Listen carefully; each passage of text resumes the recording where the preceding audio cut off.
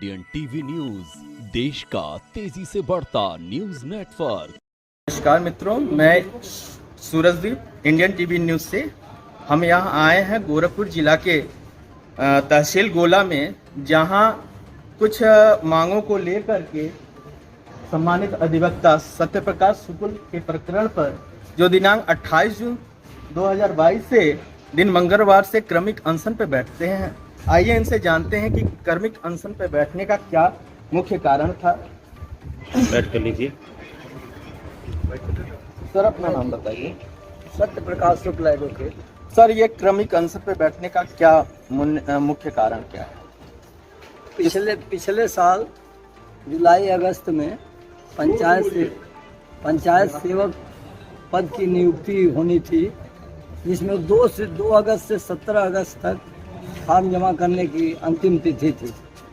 मैंने 15 अगस्त को अपनी बहू का फॉर्म सबमिट कराए थे, पंचायत ज्योति शुक्ला पत्नी विवेकानंद शुक्ला का फॉर्म हमने सबमिट कराया था, लेकिन रिसीविंग हमको 17 अगस्त में अंतिम तिथि की रिसीविंग दिए हैं प्रधान जी। उसके बाद पता चला कि ब्लॉक पर उन्होंने 2 ही फार्म पहुंचाया है 5 फार्म को, जिसमें हमारी सर्वाधिक मेरिट थी हमारी बहू की। तो 5 फार्म को अपने पास दबा लिए और 2 फार्म को ब्लॉक तक पहुंचाया। 2-4 दिन के बाद हमको पता चला कि ब्लॉक में केवल 2 ही फार्म पहुंचे हैं। तब हमने तत्कालीन एसडीएम राजेंद्र बहादुर जी को दरखास्त दिए, तो उन्होंने तत्काल वीडियो को जांच करने के लिए निर्देशित किया। तो 4 सितंबर को वहाँ से ब्लॉक से सेक्रेटरी आया और गांव सभा की खुली बैठक में 11 सदस्यों में से 9 ग्राम पंचायत के सदस्य उपस्थित थे और गांव के तमाम संभ्रांत व्यक्ति भी मौजूद थे। खुली बैठक करवाया, जिसमें 9 सदस्यों की हस्ताक्षर से अब सर्वसम्मति से प्रस्ताव पारित हुआ कि शुक्ला जी के पुत्र वधू श्रीमती ज्योति शुक्ला की सर्वाधिक मेरिट है और इन्हीं पंचायत सेवक पद पर इन्हीं की नियुक्ति होनी है। वहाँ से अब प्रस्ताव बन के और सारे फॉर्म को सेक्रेटरी ब्लॉक तक लेते आए, और उसके बाद से हम हमेशा मतलब ग्राम पंचायत से लेकर के ब्लॉक और जिले तक पता करते रहे। अभी तक फिलहाल नियुक्ति नहीं हुई है पंचायत सेवक पद पर, लेकिन पता चला है गोरखपुर तक केवल अभी तक 2 ही फार्म पहुंचे हैं। हम लोगों के फार्म अभी तक 2 फार्म किन के पहुंचे हैं? तो प्रिया दुबे पुत्री स्वर्गीय हीरा दुबे, और एक और अरुण दुबे की पुत्री है, इसका 2 ही फार्म। सर, अभी तक जो है आप ये क्रमिक अनशन का जो ज्ञापन है आपने किन अधिकारियों को दिया? यहाँ तक वीडियो जिले के अधिकारी, हाँ, जिले के अधिकारी में डीपीओ, आरओ और डीडीओ, इनकी सूचना दी गई है कि यहाँ पे अधिकारीगण जो है क्रमिक अनशन पे बैठे हैं, और डीएम को भी दिया गया।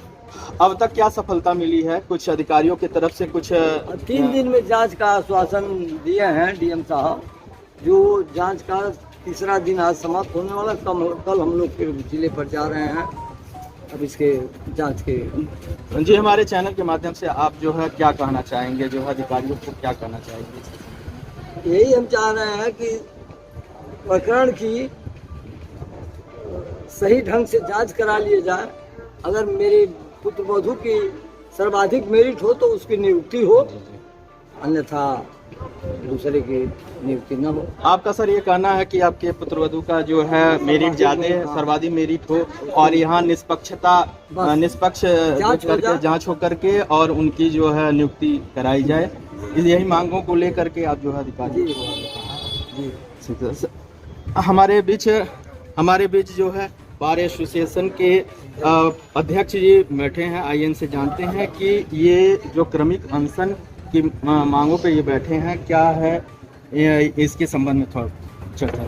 नाम बताइए। हम लोग सर, नाम बताइए। गिरजेश साहिब, हम लोग समाज के वक्ता प्रकाश शुक्ला के मैटर को लेकर के क्रमिक अनशन धरना को बैठे हुए हैं हम लोग चाहते हैं कि जो जांच 3 दिन के लिए मिला है इस पर जांच करें, जिसका जांच में सही पाया जाए उसकी नियुक्ति करें। अब तक क्या इस अनशन में अधिकारियों से क्या अब तक फीडबैक मिला है? डीपीआरओ से, सीडीओ से, पीडीएफआर से बात हुआ है। उन्होंने जांच के लिए लिखा है 3 दिन के लिए। आज तीसरा दिन पूरा हो रहा है। कल हम लोग डीएम साहब से मिलेंगे। अगर सर इस मामले में अगर अधिकारी नहीं सुन रहे हैं तो आपकी आगे क्या प्रतिक्रिया रहेगी? हम लोग का क्रमिक अनशन चल रहा है। आगे आमरण अनशन का दिन निश्चित करके जी बैठेंगे आमरण अनशन। जी सर, धन्यवाद सर। आइए तहसील के वरिष्ठ अधिवक्ता यहाँ बैठे हुए हैं। आइए इनसे जानते हैं इस संबंध में, क्रमिक अनशन के संबंध में क्या कहना चाहते हैं। परिणाम सर अपना नाम बताइएगा। भारद्वाज पांडे एडवोकेट। जी जी सर, ये क्रमिक अनशन जो आप के अधिवक्ता, आप सभी अधिवक्ता बंधुओं ने ये क्रमिक अनशन रखा है, इस विषय में आप क्या थोड़ा बताइए। हम कहना चाहेंगे कि क्रमिक अनशन जो है इनकी बहू के साथ अन्याय हुआ है। जो मेरिट है, मेरिट से हट करके 2 लोगों का फॉर्म केवल गया, तो इसके लिए कोई नियम नहीं है। अगर उनको आवेदन पत्र प्राप्त था, 17 तारीख को आवेदन पत्र प्राप्त था और उसके बाद उनको प्रस्ताव भेजना था और प्रस्ताव में 2 लोगों का नाम गया, तो अनियमितता की गई और पूरा ब्लॉक के लोग और डीपीआरओ इस अनियमितता में लिप्त है, दोषित पाए गए हैं। इसलिए कोई निष्पक्ष एजेंसी की जांच करे, जांच करके जो नियम हो, अगर मेरिट अच्छी इनकी है तो इनकी नियुक्ति हो। जी जी, निष्पक्ष नियुक्ति हो। जी जी, यही आप की मांगे हैं। जी जी। आइए एक अधिवक्ता और जुड़े हुए हैं, आइए इनसे जानते हैं। सर अपना नाम बताइएगा। राजेश शुक्ला एडवोकेट। सर ये क्रमिक अनशन जो है इसके संबंध में आप क्या कहना चाहेंगे? यह बिल्कुल सरासर इनके साथ अन्याय हुआ है और व्यवस्था में जो है जानबूझ करके इनको जो है इनके उसको दबाया गया है। जब इन्होंने समय से दे दिया था तो इनकी मेरिट में क्यों नहीं शो किया गया, क्यों इनको दबा करके और अन्य लोगों को भेजा गया। ये सब जांच का विषय, सच्चाई से जांच हो तो सब सामने खुल जाएगा। सर ये मतलब ये कहाँ से आप कहना चाहेंगे कि इसमें किस सिस्टम की गलती है, कहाँ से? इसमें सिस्टम की गलती है, ब्लॉक से लेकर के प्रधान सभी लोगों की मिलजुल के ऐसा हुआ है। यह निष्पक्ष नहीं हुआ है। हमारी भाजपा की सरकार चाहती है कि निष्पक्ष हो, जी जी, तो सरकार के मंशा के खिलाफ काम हुआ है। जी जी। इसलिए जो है अन्याय हुआ है। सचमुच में अगर वो मेरिट पे है तो उनका पहले होना चाहिए। आप क्या कहना चाहते हैं संबंधित? यही कहना चाहते हैं कि संबंधित अधिकारी निष्पक्षता से जांच करें और सचित कार्रवाई करें। जी, अगर वो योग्य है तो उनको पद मिलना चाहिए। जानते हैं सर, नाम बताइएगा। राम लखन राय एडवोकेट, जी जी। तहसील गोला। तहसील दिवस पर डीएम महोदय के अनुपस्थिति में तहसील दिवस का कार्यभार सीडीओ महोदय ने संभाला था। सीडीओ महोदय को बार के प्रतिनिधि मंडल से मुलाकात हुई और 3 दिन के अंदर उन्होंने कहा था कि मैं इसका समस्या समाधान कर दूंगा, लेकिन 3 दिन बाद नहीं किए। मैं 4 तारीख को अपने प्रतिनिधिमंडल के साथ, जिसमें 5-6 लोग थे, हम थे, भारतेंद्र दुबे जी थे, सतपाल शुक्ला जी थे और राजेश त्रिपाठी जी थे और मंत्री बार के आमोद गौड़ जी थे, सब लोग गए थे और डीएम साहब के प्रतिनिधि एडीएम फाइनेंस महोदय से बात हुई। उन्होंने 3 दिन के अंदर डीपीआरओ से आख्या मांग करके और सीडीओ को आदेश दिया था। लेकिन मैं आज वार्ता किया हूँ डीपीआरओ से, डीपीआरओ द्वारा यह कहा गया है कि अभी बताना संभव नहीं, 2 का प्रस्ताव आया, 2 का नियुक्ति किया जाएगा, 2 में 1 का। हमने कहा कि 2 का प्रस्ताव अनियमित गया हुआ है और उसकी सही जांच करके उसकी रिपोर्ट दीजिए आप। कहने डीएम साहब मांगे तो मैं रिपोर्ट दे दूंगा। तो डीएम साहब मांगे हुए हैं ऑलरेडी, तो रिपोर्ट क्यों नहीं दी अब तक, जो है क्यों दबाए हुए हैं? और 4 तारीख का रिपोर्ट मांगा गया है, उसे कॉपी आई हुई है। तो यह सरकार जो है इस तरह की कुछ कार्रवाई नहीं कर रही है, केवल अनियमितता। अरे भाई 17 अगस्त का यह मैटर है, अगर 2 का गया तो क्यों नहीं 2 का नियुक्त कर दिया हुआ? 2 का नियुक्त कर दिए होते, अब तक क्यों लटकाए हुए साल भर से भी मतलब का?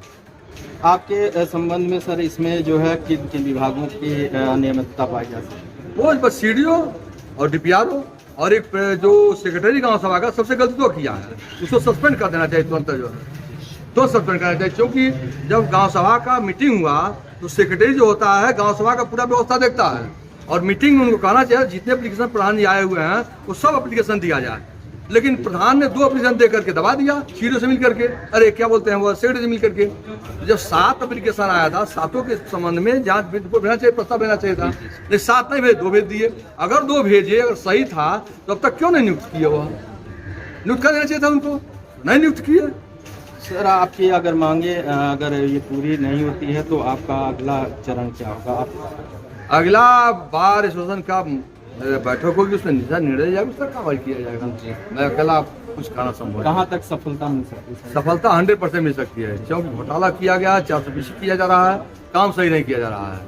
शासन की मंशा यह होनी चाहिए कि निष्पक्ष जांच हो और यह आवेदन पत्र निरस्त हो, पुनः आवेदन पत्र लिया जाए, सक्षम होकर हो जाएंगे। नाम बताइए पहले।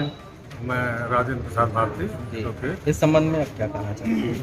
हमारा कहना यह कि हमारे जो मित्र राय साहब ने जो कहा है कि उन्होंने बड़ी सही बात कहा है। मैं इनकी बातों का समर्थन करता हूँ और वाकई में जो है ये शुक्ला जी के साथ ध्यान हुआ है और अभी भी हो रहा है, तो यह नहीं होना चाहिए। यानी कि निष्पक्ष जांच होनी चाहिए। और हमारे साथ जो एक वरिष्ठ अधिवक्ता जुड़े हुए हैं, आइए जानते हैं। सर अपना नाम बताइएगा। मैं भारती दुबे रोकेट बोला सर। हमारे बार एसोसिएशन के सम्मानित सदस्य सत्यप्रकाश शुक्ला जी की बहू ज्योति शुक्ला ने पंचायत सहायक के पद पर आवेदन किया था। समय के अंदर उन्होंने आवेदन किया, जिसकी रिसीविंग भी माननीय अधिवक्ता के पास मौजूद है। उसके बाद ग्राम प्रधान और पंचायत सेक्रेटरी की मिली भगत से मात्र 2 लोगों का नाम भेजा गया और उस 2 लोगों में एक व्यक्ति का नाम एक चयन के लिए निश्चित किया गया। बाद में जब जानकारी हुई तो माननीय अधिवक्ता महोदय ने परसू किया और परसू करने के बाद पुनः उसी ग्राम पंचायत से दोबारा प्रस्ताव बनाया गया और उस प्रस्ताव में पुनः 7 लोगों का नाम भेजा गया, जिसमें माननीय अधिवक्ता के बहू का नाम प्रथम नंबर पर। जिस व्यक्ति का नाम भेजा गया पहले, वह उस लिस्ट में 5वें नंबर पर। तो मेरा कहना है कि सिस्टम की गड़बड़ी इतनी ज़्यादा है कि 5वें नंबर वाले व्यक्ति को पहले नंबर पर नियुक्त किया गया और पहले नंबर वाले को शासन नाम हटा दिया गया। एक ही गांव पंचायत में 2 प्रस्ताव पारित किए गए, पहली बार केवल 2, दूसरी बार 7। तो यह गांव सभा से लेकर के पूरे ब्लॉक, पूरे जिले तक की जानकारी होने के बावजूद भी अनियमित नियुक्ति के को निरस्त करने की कोई जरूरत नहीं कर रहा है। सभी अधिकारी उसको टाल रहे हैं, जिसके संबंध में माननीय सीडीओ साहब, डीएम साहब, एडीएम साहब सबके संज्ञान में है, एसडीएम साहब गोला के संज्ञान में है, लेकिन उसकी जांच तक नहीं की गई। इन 2 बार एप्लीकेशन पड़े हैं। सीडीओ साहब ने आश्वासन दिया था 3 दिन में कर देंगे, एडीएम सिटी ने कहा था 3 दिन में कर देंगे, लेकिन डीपीआरओ साहब ने उसको जांच नहीं किया और अब तक कोई रिपोर्ट नहीं आई। मेरा कहना यह है कि अनियमित ढंग से की गई नियुक्ति को निरस्त किया जाए और पुनः आवेदन लेकर के जो सीनियर मेरिट में हो उसका नियुक्त किया जाए, यही मेरा कहना है। और जब तक इस कार्रवाई नहीं की जाएगी तब तक हम लोग कंसर्न में बैठे रहेंगे और न्याय की मांग कर रहे हैं। हम लोग अन्याय की मांग नहीं कर रहे, न्यायिक व्यवस्था के तहत हम लोग न्याय की मांग करते हुए कानूनी ढंग से लड़ाई दे रहे हैं। सभी ने अवज्ञा आंदोलन कर रहे हैं। विनयपूर्वक हम ये कह रहे हैं कि हमारा काम नियम कानून के तहत होना चाहिए। ऐसा शायद ही दुर्लभ होगा कि जो मेरिट में 5वें नंबर पर है वो उसको पहले नंबर पर नियुक्त कर दिया जाए। इसमें सिस्टम की गड़बड़ी है। ग्राम प्रधान, पंचायत सेक्रेटरी प्लस ब्लॉक के कर्मचारीगण, बीआरओ कार्यालय तक इसमें इन्वॉल्व नजर आते हैं, जिले तक के अधिकारी इसमें जी ऐसा किया जा रहा है जो बिल्कुल गलत है। और मैं इस चैनल के माध्यम से अधिकारियों का और जनता का ध्यान आकर्षित करना चाहता हूं। जो सक्षम व्यक्ति है उसकी नियुक्ति नहीं होगी और अक्षम व्यक्ति की नियुक्ति कर दी जाएगी। जब एक अधिवक्ता एक संघ इस तरह से परेशान है तो आम पब्लिक कितनी परेशान है। तो यह माननीय उच्च अधिकारियों से मेरा विनम्र अनुरोध है कि अगर आप न्याय देना चाहते हैं, वास्तव में न्याय देना चाहते ही हैं, तो सही न्याय दीजिए। हम सब लोग 100, 100, 150 अधिवक्ता, पूरे तहसील कर्मचारी परेशान हैं, काम नहीं हो रहा है। लाखों की जनसंख्या के लोग काम न होने के कारण प्रभावित हो रहे हैं, परेशान हैं। इसलिए सर अपना नाम बताइए। रणतीदेव मिश्र के। सर ये कमी कंसर्न जो आप लोग के अधिकर्ता बंदियों ने किया है, इसका क्या और इस पे क्या आप कहना चाहते हैं? उसको यही कहना है कि हमारे बार के सम्मानित सदस्य श्री सत्यप्रकाश शुक्ल जी ने उनकी पुत्रवधू जो कि पात्रता की श्रेणी में आती थी, मेरिट में सबसे उच्चतम श्रेणी में थी। और उन्होंने फार्म ड्यू डेट पर जो निर्धारित तिथि थी, फार्म 3 जगह जमा करना था, ग्राम पंचायत और प्लस उसके बाद ग्राम विकास और फिर अधिकारी को वहाँ। जिले पर जमा करना। इन्होंने ग्राम पंचायत में ड्यू डेट पर फार्म जमा किया था और बाद में इनके एक प्रस्ताव भी पारित हुआ कि इनकी जो पुत्रवधू जो है प्राथमिकता के आधार पर, पात्रता के आधार पर उनको जो है उनको पात्रता के आधार पर उनको नियुक्त किया जाता है अपनी तरफ से प्रस्तावित। बाद में यहाँ पर चाहे ब्लॉक के स्तर से, चाहे जो संबंधित विभाग के कर्मचारी के स्तर से या ग्राम प्रधान के साजिश से जिसको कहा जाए, उस पुत्रवधू का फार्म ही नहीं वहाँ भेजा गया। और 5वें नंबर की पात्रता श्रेणी में, जो 5वें नंबर पात्रता की श्रेणी में आती थी, उसको जो है पात्र मान लिया गया प्रस्ताव। तो हम तो यही चाहते हैं। इसमें कहाँ सिस्टम कहाँ से सिस्टम खराब है ये, जब ड्यू डेट पर जो पात्रता की श्रेणी में है, पारदर्शिता जो शासन की नीति है कि हम किसी नियुक्ति में या जो भी हो, किसी की वरीयता को नहीं दबाया जाएगा या पारदर्शिता रखेंगे अपनी नियुक्ति में, तो ये दोनों का जो है यहाँ पर उपेक्षा की गई। माननीय शासन का जो निर्धारित यह है कि दोनों की उपेक्षा की गई, न तो पारदर्शिता रह गई, न तो पात्रता का चयन किया गया इसमें। कंसर्न के बारे में सर क्या कहना चाहेंगे? यहाँ पर जो भ्रष्टाचार हिरौली ग्राम पंचायत में ब्लॉक गोला में हुआ है, अब भ्रष्टाचार यह है कि जो सरकार की मंशा है पारदर्शिता की, उस पारदर्शिता को हटाकर, क्योंकि 5वें नंबर की मेरिट के सदस्य अभ्यर्थी का जो है चयन किया गया और पहले नंबर के अभ्यर्थी को हटा दिया गया। इसमें जब चयन प्रक्रिया की स्थिति आई फार्म जमा करने की, मेरे सदस्य महोदय की पुत्रवधू ने समय के अंदर अपना फार्म जमा किया। अब फार्म जहाँ जमा करना था, जैसे ग्राम पंचायत पर, ब्लॉक पर और जिले पर, इन्होंने ग्राम पंचायत में जमा कर दिया। उसमें ग्राम पंचायत के प्रधान और सेक्रेटरी मिल करके जब चयन की बात, प्रस्ताव की बात आई, तो प्रस्ताव 7 लोगों का फार्म लिया उन्होंने और 2 लोगों में चयन, जो 5वें नंबर की मेरिट का था उस सदस्य का उन्होंने चयन किया और पहले नंबर से लेकर के 4 नंबर तक के लोग जो मेरिट के थे उनके फार्म को रिजेक्ट करके किनारे रखा। यह भ्रष्टाचार है, शासन की मंशा पारदर्शिता की है। इस पारदर्शिता के होते हुए भी और शासन की मंशा होते हुए भी यह अधिकारी और कर्मचारीगण इस तरीके का भ्रष्टाचार कर रहे हैं। हम चाहते हैं इस भ्रष्टाचार का खुलासा हो और जो भी इसमें दोषी हैं, चाहे प्रधान हैं, सेक्रेटरी हैं या ब्लॉक वीडियो है या DPRO हैं, जो भी हैं उनके ऊपर कार्रवाई। इस संबंध में हम लोगों ने तहसील दिवस पर पहले शुरुआत में, जो इसके पहले CDO महोदय हैं वो आए हुए थे, तो हम अध्यक्ष जी उनसे मिला, उन्होंने आश्वासन दिया था कि 3 दिन में इसका मामला फाइनल हो जाएगा। तीसरे दिन हम लोगों ने फ़ोन किया तो उस समय 21 तारीख था। 21 तारीख को क्या कहते हैं, यह चल रहा था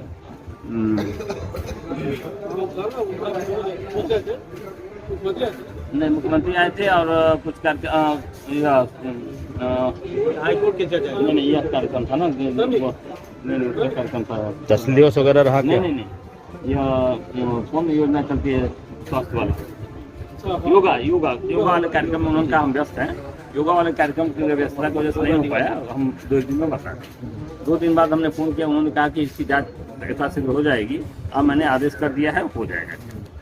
उसके बाद हम लोग 29 तारीख को वहाँ हम अध्यक्ष जी और हमारे शुक्ला जी और अन्य प्रतिनिधिमंडल हमारा गया और CDO महोदय से मिला। उस समय CDO महोदय का ट्रांसफर हो चुका था, दूसरे CDO महोदय से नए जो CDO आए उन्होंने कहा कि ठीक हो जाएगा।